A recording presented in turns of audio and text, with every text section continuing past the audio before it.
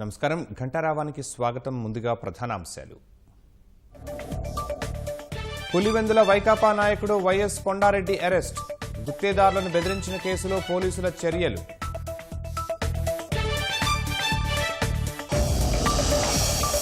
తెలంగాణలో చక్కని రోడ్లు, ఏపీలో గుంతలమయం. సరిహద్దుల్లో రోడ్ల దుస్థితిపై ప్రయాణికుల ఆగ్రహం.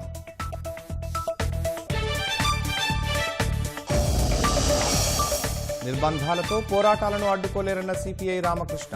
చలో సెక్రటేరియట్ను చేపట్టి తీరతామని స్పష్టీకరణ.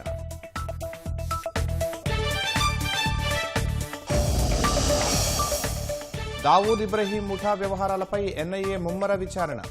ముంబైలోని 20 ప్రాంతాల్లో సోదాలు.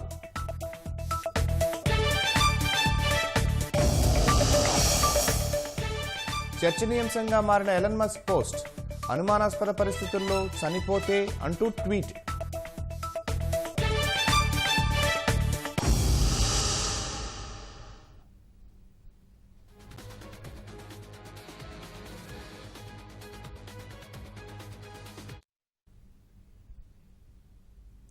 పులివెందులకు చెందిన వైకాపా నాయకుడు వైఎస్ కొండారెడ్డిని పోలీసులు అరెస్టు చేశారు.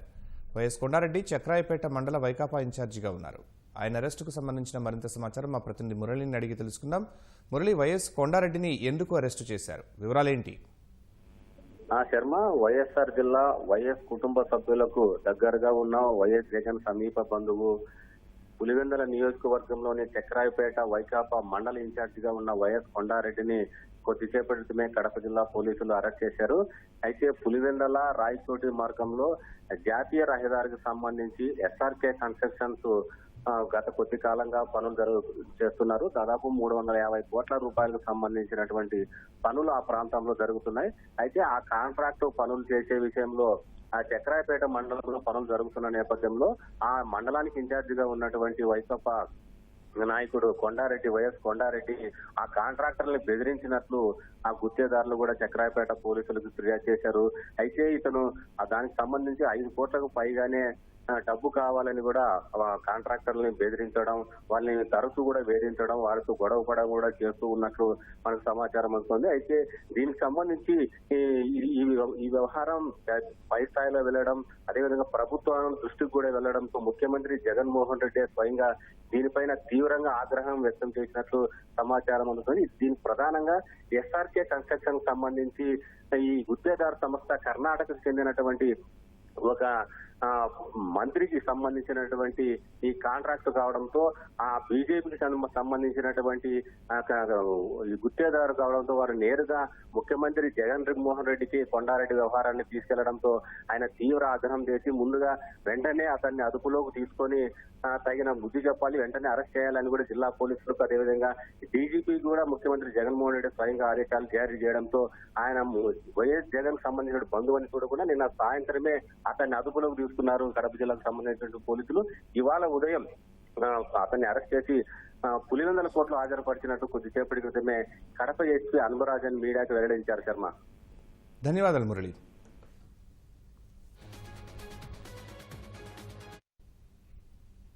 దావూద్ ఇబ్రహీం, అతడి హవాలా ముఠా వ్యవహారాలపై జాతీయ దర్యాప్తు సంస్థ ఎన్ఐఏ విచారణ ముమ్మరం చేసింది. ముంబైలోని అతడి అనుచరుల ఇళ్లపై దాడులు చేపట్టింది. దావూద్ కోసం ముంబై కేంద్రంగా హవాలా వ్యాపారులు పనిచేస్తున్నట్లు ఎన్ఐఏ గుర్తించింది. ఈ క్రమంలోనే ముంబైలోని దాదాపు 20 ప్రాంతాల్లో హవాలా ఆపరేటర్లు, డ్రగ్స్ స్మగ్లర్లు, రియల్ ఎస్టేట్ మేనేజర్ల ఇళ్లు, కార్యాలయాల్లో ఎన్ఐఏ ఏకకాలంలో తనిఖీలు చేపట్టింది. ఉగ్ర కార్యకలాపాల ద్వారా దేశంలో విధ్వంసానికి కుట్ర పన్నుతున్నారనే ఆరోపణలపై దావూద్కు చెందిన డి కంపెనీ హవాలా ఆపరేటర్లు, కీలక వ్యక్తులపై ఈ ఏడాది ఫిబ్రవరిలో ఎన్ఐఏ కేసు నమోదు చేసింది.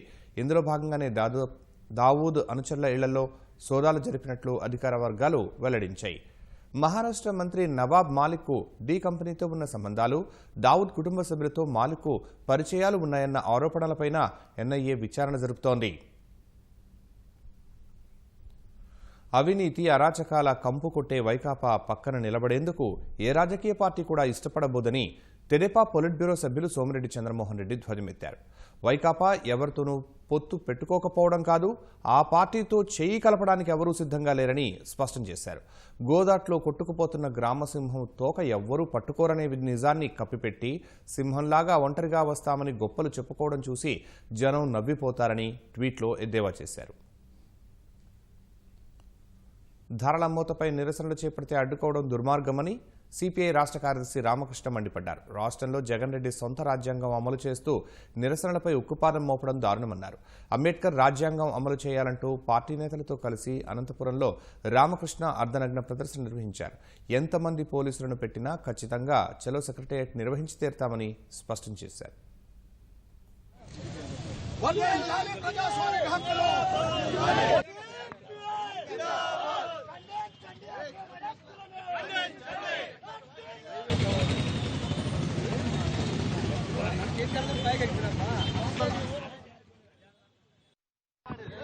ఇవాళ ఆంధ్రప్రదేశ్ రాష్ట్రంలో అంబేద్కర్ రాజ్యాంగం అమల్లో ఉందా లేక జగన్ రెడ్డి రాజ్యాంగం ఏమైనా కొత్తగా రాసుకున్నాడని అడుగుతా ఉన్నాం.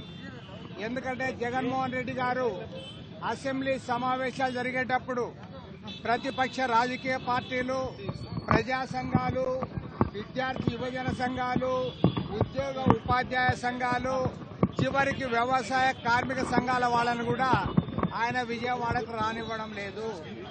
విజయవాడ నీ అప్ప జాగీరా అని అడుగుతా ఉన్నాం. నీ అప్ప జాగీరు కాదు విజయవాడ. ఎంతో చైతన్యవంతమైన విజయవాడ నగరానికి ఇవాళ మీరు చేస్తున్నదేమంటే ఎవరిని రానివ్వడం లేదు. చిన్న సమస్య, పెద్ద సమస్య, ప్రజా సంఘాలు ఆందోళన చేస్తా ఉంటే ఎవరిని కూడా అక్కడికి రానివ్వమని అడుగుతా ఉన్నా.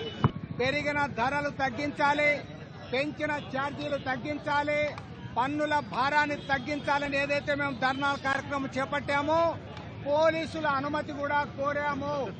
పోలీసుల అనుమతి కూడా ఇవ్వకుండా ఇవాళ మమ్మల్ని అందరినీ కూడా 26 జిల్లాల్లో కూడా అరెస్ట్ చేస్తా ఉన్నావు. 26 జిల్లాల్లో గృహ నిర్బంధాలు చేస్తా ఉన్నావు, అక్రమంగా కేసులు పెడతా ఉన్నావు. కాబట్టి ఇవాళ అంబేద్కర్ రాజ్యాంగం ఈ రాష్ట్రంలో అమలు లేనందువల్ల అంబేద్కర్ రాజ్యాంగాన్ని అమలు చేయాలని డిమాండ్ చేస్తూ ఇవాళ అంబేద్కర్ విగ్రహం దగ్గర మా నిరసన కార్యక్రమాన్ని చేపట్టాం. 26 జిల్లాల్లో పోలీసులు పంపిన ధైర్యంగా చెప్తా ఉన్నాం, ఖచ్చితంగా చలో సెక్రటేరియట్ జరిగి తీరుతుంది. ఇవాళ సెక్రటేరియట్ ప్రాంతంలో వందలాది మంది పోలీసులు చుట్టుముట్టారు. అన్ని గ్రామాల్లో కూడా పోలీసులు ఉన్నారు. అయినా ఎర్ర జెండా ఎగురుతుంది. ఖచ్చితంగా సెక్రటేరియట్ దగ్గర మా ధర్నా జరిగి తీరుతుంది. పెంచిన వంట గ్యాస్ ధరలను తగ్గించాలని డిమాండ్ చేస్తూ ఎన్టీఆర్ జిల్లా కలెక్టరేట్ వద్ద సిపిఎం రాష్ట్ర కార్యదర్శి వర్గ సభ్యులు సిహెచ్ బాబురావు ఆధ్వర్యంలో నిరసన చేపట్టారు. నిత్యావసర వస్తువుల ధరలను తగ్గించాలని డిమాండ్ చేశారు. ధరలను తగ్గించే వరకు నిరసనలు కొనసాగిస్తామన్నారు. నిరసనలకు అనుమతి లేదంటూ పోలీసులు వారిని అరెస్టు చేశారు.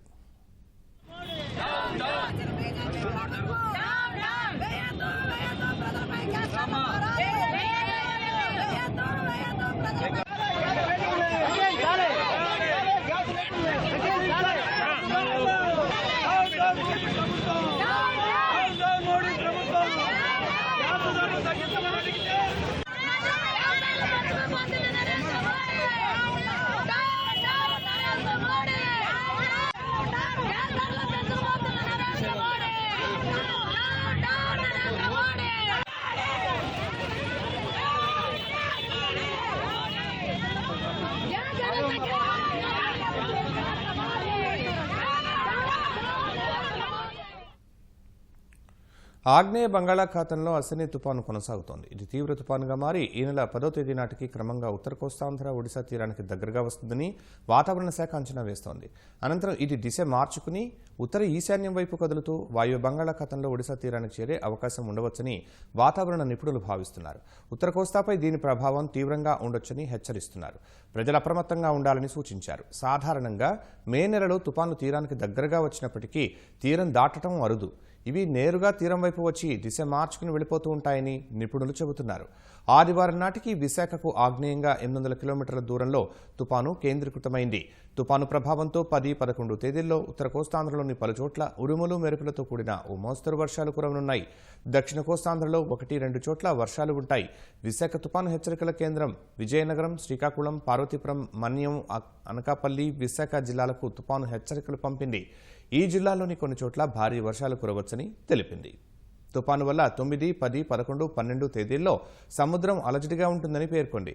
ముఖ్యంగా 10, 11 తేదీల్లో మత్స్యకారులు చేపల వేటకు వెళ్లకూడదని హెచ్చరించింది.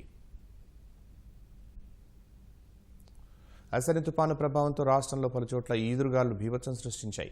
భారీ వర్షాలు కురిశాయి. అనంతపురం జిల్లా ఉరవకొండ, వజ్రకరూరు, కూడేరు మండలాల్లో ఈదురుగాలులు వీచాయి. ఉరుములు, మెరుపులతో కూడిన భారీ వర్షం కురిసింది. గాలులకు భారీ వృక్షాలు నేలకొరిగాయి. విద్యుత్ స్తంభాలు కూలిపోవడంతో సరఫరా స్తంభించింది. కూడేరు మండలం ఉదిరిపికొండ వద్ద అనంతపురం బళ్ళారి జాతీయ రహదారిపై భారీ వృక్షం కూలిపట్టడంతో రాకపోకలు స్తంభించాయి. చాబాల, ధర్మపురి గ్రామాల్లో భారీ గాలుల బీభత్సానికి విద్యుత్ స్తంభాలు కూలిపడ్డాయి. విద్యుత్ స్తంభాలు కూలిపడి ద్విచక్ర వాహనాలు ధ్వంసమయ్యాయి. అనేక గ్రామాల్లో విద్యుత్ సరఫరా నిలిచిపోవడంతో ప్రజలు ఇబ్బందులు పడ్డారు. తుపాను ప్రభావంతో కోనసీమ జిల్లాలో నిన్న రాత్రి కురిసిన కుండపోత వర్షం రైతుల ఆశలపై నీళ్లు చల్లింది. కల్లాల్లో ఉంచిన రబీ ధాన్యం రాసులు వర్షార్పణమయ్యాయి. ఎండ కాస్తే కానీ ధాన్యాన్ని ఆరబెట్టుకునే పరిస్థితులు లేకపోవడంతో రైతులు తీవ్ర ఆందోళనలో ఉన్నారు. అలాగే ఇటుకల బట్టీలు కూడా వర్షానికి తడిసిపోయాయి. బట్టీలను కాపాడుకోవడానికి యజమానులు శ్రమిస్తున్నారు. ఆంధ్ర తెలంగాణ సరిహద్దు ప్రాంతం. ఇటువైపు దెబ్బతిన రోడ్లు, అటువైపు సాఫీగా సాగిపోయే రహదారులు. నిత్యం ఇటు నుంచి అటు, అటు నుంచి ఇటు తిరిగే జనాన్ని రోడ్ల పరిస్థితిపై ఆరతీస్తే గోడు వెళ్లబోసుకుంటున్నారు. తెలంగాణలో రోడ్లు చక్కగా ఉంటే ఆంధ్రాలో అడుగడుగున గోతులు, గుంతలే దర్శనమిస్తున్నాయని అంటున్నారు. కనీస మరమ్మతులు కూడా చేయకపోవడంతో వాహనాలు దెబ్బతింటున్నాయని వాపోతున్నారు. ఆంధ్ర తెలంగాణ సరిహద్దుల్లోని కంచికచెర్ల, మధిర రోడ్డు దుస్థితిని మా ప్రతినిధి కృష్ణమనాయుడు వివరిస్తారు. రోడ్ల యొక్క పరిస్థితి అధ్వాన స్థితికి చేరుకుంది. ప్రజలు రోడ్ల మీద ప్రయాణించాలంటేనే తీవ్ర ఇబ్బందులు పడుతున్నారు. ప్రస్తుతం మనం కంచికచెర్ల ప్రాంతము తెలంగాణ బార్డర్లో ఉన్నాము. తెలంగాణ అటువైపు చూసుకుంటే రోడ్ల యొక్క పరిస్థితి బాగుంది. ఇటు ఆంధ్ర ప్రాంతంలో కంచికచెర్ల ప్రాంతానికి చూసుకుంటే రోడ్ల యొక్క పరిస్థితి అధ్వానంగా ఉంది. ప్రస్తుతం మనం విజువల్స్లో చూస్తున్నాము. ఏదైతే కంచికచెర్ల బార్డరు మధిర బార్డర్ ఉందో ఆ బార్డర్లో ఉన్నటువంటి గుంతలు పెద్ద ఎత్తున గోతులు ఏర్పడినాయి. దీంతో రాత్రిపూట ప్రయాణికులు, వాహనదారులు తీవ్రంగా ఇబ్బంది పడుతున్నారు. పలు గుంతలు కనిపించగా ప్రమాదాలకు హేతువుగా ఈ రహదారులు మారాయని కూడా ఆవేదన వ్యక్తం చేస్తున్నారు. వాహనాలు కూడా తీవ్రంగా దెబ్బతినడంతో ఖర్చు ఎక్కువ అవుతుందని కూడా ఆటో డ్రైవర్లు, ఇతర వాహనదారులు కూడా ఆవేదన వ్యక్తం చేస్తున్నటువంటి పరిస్థితి.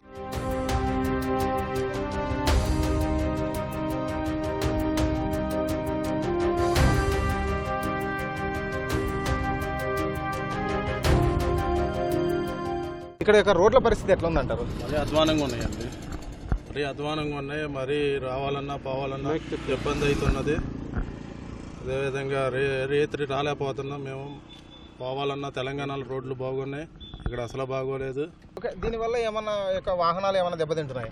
బాగా తింటున్నాయండి. యాక్సిడెంట్స్ జరుగుతున్నాయి. అప్పుడప్పుడు కింద పట్ట, పైన పట్ట జరుగుతుందండి. రోడ్లు బాగాలేదు రోడ్లు అన్ని గుంటలు పడ్డాయి.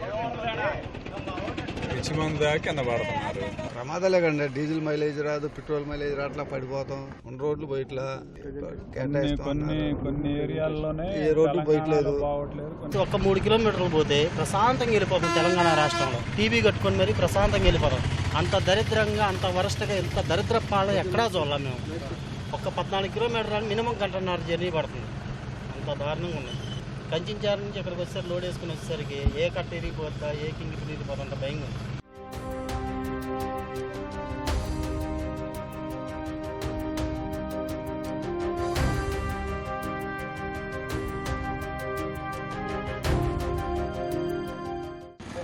ఇటు లారీ ఓనర్లు కానీ, ఆటో డ్రైవర్లు కానీ ప్రతి ఒక్కరు కూడా ఈ యొక్క రోడ్ల దుస్థితి పైన ఆవేదన వ్యక్తం చేస్తున్నారు. మనం విజువల్స్లో చూస్తున్నాము. ఏదైతే తెలంగాణ బార్డర్ మధిర ఉందో, మధిర బార్డర్లో మాత్రం రోడ్లు చాలా అద్భుతంగా ఉన్నాయని ప్రయాణికులు చెబుతున్నారు. అదే ఇటు కంచికచెర్ల ప్రాంతం వైపు చూసుకుంటే పెద్ద పెద్ద గోతులు ఏర్పడినాయని కూడా వాహనదారులు తీవ్రంగా వాపుతున్నటువంటి పరిస్థితి. ఏది ఏమైనప్పటికీ రాష్ట్ర ప్రభుత్వము ఈ రోడ్లను బాగు చేయకపోతే తమ యొక్క సమస్యలు మరింత ఎక్కువైపోతాయని, ప్రమాదాలకు హేతువుగా ఈ రహదారులు మారుతాయని కూడా చెబుతున్నటువంటి పరిస్థితి. ఖచ్చితంగా ఈ రోడ్లని బాగు చేస్తే తప్ప తాము ఈ రోడ్లపైన ప్రయాణించలేమని కూడా చెబుతున్నారు.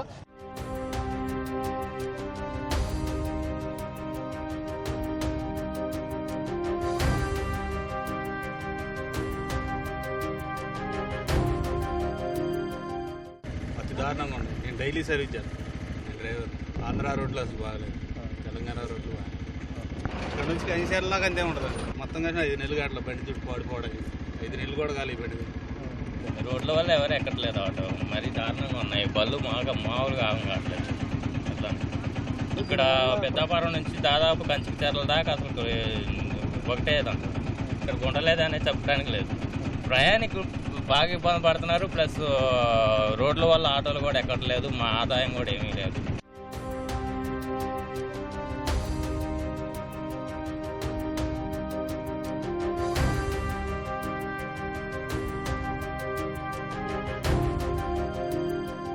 కెమెరామ్యాన్ కోటితో కృష్ణంనాయుడు, ఈటీవీ న్యూస్, కంచికిచెర్ల మధిర బార్డర్ నుంచి.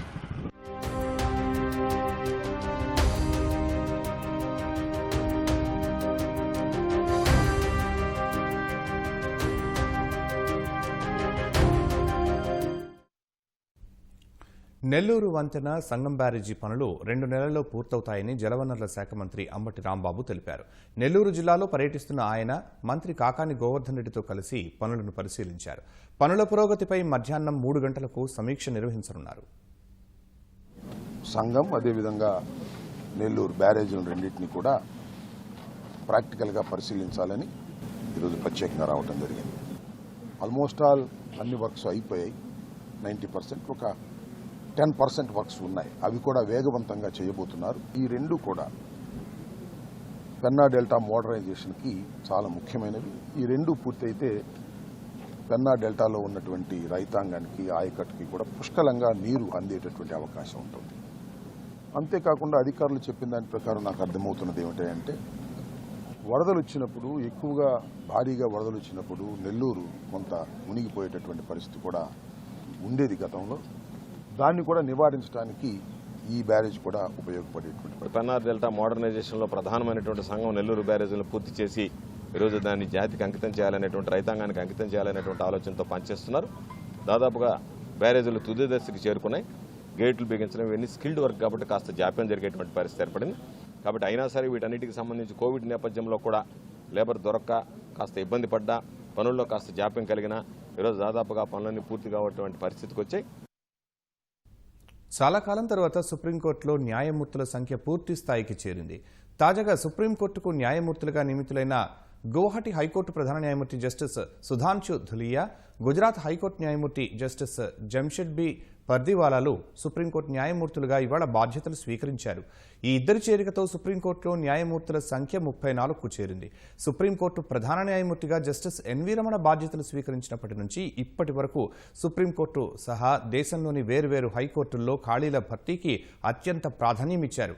జస్టిస్ రమణ నేతృత్వంలోని కొలీజియం ఇప్పటి వరకు 11 మందితో సుప్రీంకోర్టు న్యాయమూర్తులుగా ప్రమాణం చేయించారు. నాజీ జర్మనీపై సోవియట్ యూనియన్ గెలుపునకు గుర్తుగా రష్యా నేడు విజయోత్సవాలు నిర్వహించుకుంటున్న వేళ ఆ దేశం తమపై క్షిపణి దాడులు చేసేందుకు అధిక అవకాశాలు ఉన్నాయని ఉక్రెయిన్ సైన్యం తెలిపింది. ఉక్రెయిన్ రష్యా సరిహద్దులకు సమీపంలోని బెల్గోరోడ్ ప్రాంతంలో 19 వ్యూహాత్మక బెటాలియన్లను రష్యా మోహరించిందని వెల్లడించింది. ట్యాంకులు, క్షిపణులు, ఇతర ఆయుధాలతో కూడిన ఈ బృందంలో 15,200 మంది సైనికులు ఉంటారని ఉక్రెయిన్ సైన్యం వివరించింది.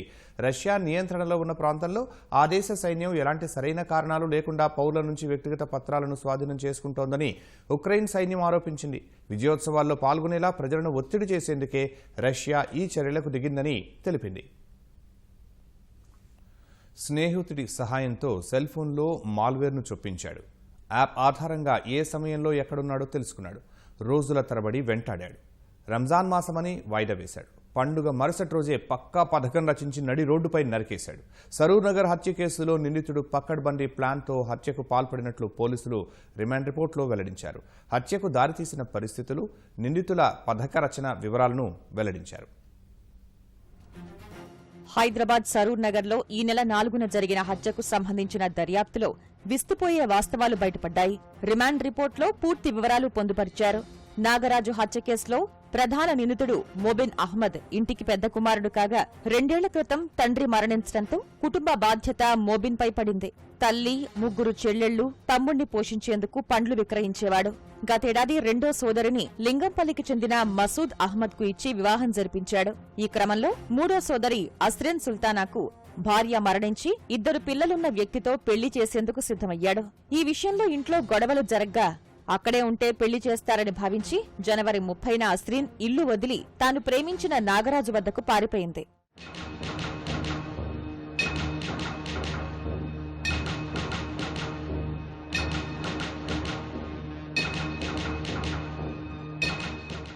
ఫిబ్రవరి 1న ఆర్య సమాజ్లో పెళ్లి చేసుకుని నాగరాజు అస్రిన్ అజ్ఞాతంలోకి వెళ్లారు.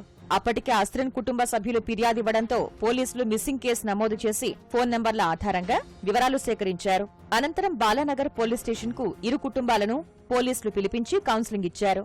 ఆ తర్వాత నాగరాజు అస్రిన్ వికారాబాద్ ఎస్పీని ఆశ్రయించి రక్షణ కల్పించాలని కోరారు. పోలీసుల సూచనతో కొద్దికాలం దూరంగా ఉండాలి అనే ఉద్దేశంతో తమ వివరాలు బయటపడకుండా జాగ్రత్త పడ్డారు. ఈ మధ్యలో తాను మతం మారేందుకు సిద్ధమని నాగరాజు మోబిన్తో 2 సార్లు ఫోన్లో మాట్లాడినట్లు పోలీసులు వెల్లడించారు.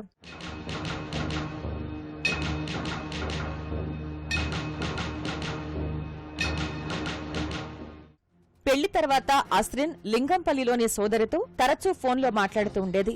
సోదరి భర్త ద్వారా అస్రిన్ దంపతుల వివరాలు తెలుసుకున్న మోబిన్ స్నేహితుల సహకారంతో సాంకేతికతను ఉపయోగించి నాగరాజు సెల్ ఫోన్లో మాల్వేర్ ఇన్స్టాల్ చేయించాడు. ఓ యాప్ ద్వారా ఏ సమయంలో ఎక్కడున్నారు అనే సమాచారం తెలుసుకునేవాడు. మార్చిలోనే హత్యకు పథకం వేసిన రంజాన్ ఉపవాస దీక్షలు ఉండడంతో వాయిదా వేశాడు. పండుగ ముగిసిన మరుసటి రోజే నాగరాజు ఏ ప్రాంతాల్లో తిరుగుతున్నాడు అనే విషయాన్ని గుర్తించాడు. ఈ నెల 4న ముందుగా మలక్పేట కార్ల దుకాణంలో దాడికి ప్రయత్నించినా వీలు కాలేదు. దీంతో సాయంత్రం సరూర్ నగర్ పరిధి అనిల్ నగర్ కాలనీలో బైక్పై వెళ్తున్న దంపతుల్ని అడ్డగించి బావ మసూద్తో కలిసి నాగరాజును హతమార్చాడు.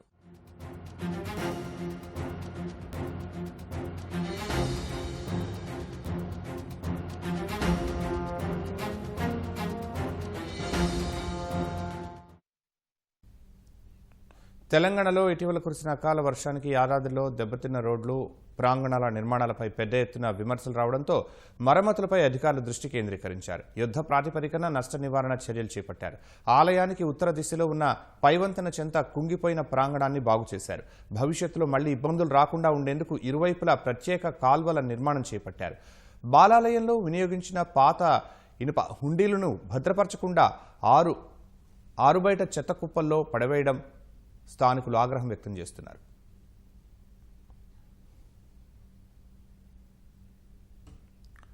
బంగారం, నగదు కోసం యజమానిని డ్రైవర్ హత్య చేసిన ఘటన తమిళనాడులో జరిగింది. చెన్నైకి చెందిన 58 ఏళ్ల శ్రీకాంత్, 55 ఏళ్ల అనురాధ దంపతులు అమెరికా నుంచి మే 7న భారత్కు తిరిగి వచ్చారు. నేపాల్కు చెందిన కృష్ణ వారి వద్ద 10 ఏళ్లుగా డ్రైవర్గా పనిచేస్తున్నాడు. శ్రీకాంత్ వద్ద 40 కోట్ల రూపాయల నగదు ఉందని కృష్ణ భావించి చోరీకి ప్రణాళికలు రచించాడు. తన స్నేహితుడు రవితో కలిసి దంపతులను తలపై కర్రలతో కొట్టి హత్య చేశాడు. అనంతరం మృతదేహాలను ఫామ్ హౌస్లో పాతిపెట్టారు. కేసు నమోదు చేసిన పోలీసులు ఫోన్ కాల్స్, కారు ఫాస్టాగ్ వివరాల ఆధారంగా నిందితుల ఆచూకీ గుర్తించారు. కృష్ణ, రవిలను ఆంధ్రప్రదేశ్లోని ఒంగోలులో తమిళనాడు పోలీసులు అరెస్టు చేశారు. వారి నుంచి 8 కిలోల బంగారం సహా 5 కోట్ల విలువైన బంగారు ఆభరణాలు స్వాధీనం చేసుకున్నారు. ట్విట్టర్ను కొనుగోలు చేసినప్పటి నుంచి తరచూ వార్తల్లో నిలుస్తున్న ఎలన్ మస్క్ తాజాగా చేసిన ట్వీట్ చర్చనీయాంశంగా మారింది. తాను అనుమానాస్పద పరిస్థితుల్లో చనిపోతే అంటూ మస్క్ ట్వీట్ చేశారు. దీంతో ఆ ట్వీట్ వెనుక ఉన్న ఆంతర్యం ఏంటి? రష్యా నుంచి మస్క్ ప్రాణహాని ఉందా అనే ఊహాగానాలు మొదలయ్యాయి. ఈ పోస్టుకు 1 గంట ముందు రష్యన్ అధికారి పంపిన సందేశాన్ని మస్క్ షేర్ చేశారు.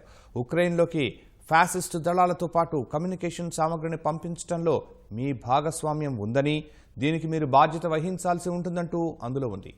ఈ సామగ్రి ఉక్రెయిన్కు అమెరికా పంపించినట్లు రష్యన్ అధికారి పేర్కొన్నారు. ఈ 2 పోస్టులతో యుద్ధ సమయంలో ఉక్రెయిన్కు సాయం చేయడంతో మస్క్కు రష్యా నుంచి బెదిరింపులు వస్తున్నాయా అనే విషయంపై ఊహాగానాలు మొదలయ్యాయి. ఉక్రెయిన్లో స్పేసెక్స్ స్టార్లింక్ శాటిలైట్ బ్రాడ్బ్యాండ్ సేవలు ఈ ఏడాది ఫిబ్రవరిలో ప్రారంభమయ్యాయి. యుద్ధం జరుగుతున్న క్రమంలో శాటిలైట్ బ్రాడ్బ్యాండ్ సేవలు ప్రారంభించడంపై రష్యా గుర్రుగా ఉన్నట్లు తెలుస్తోంది.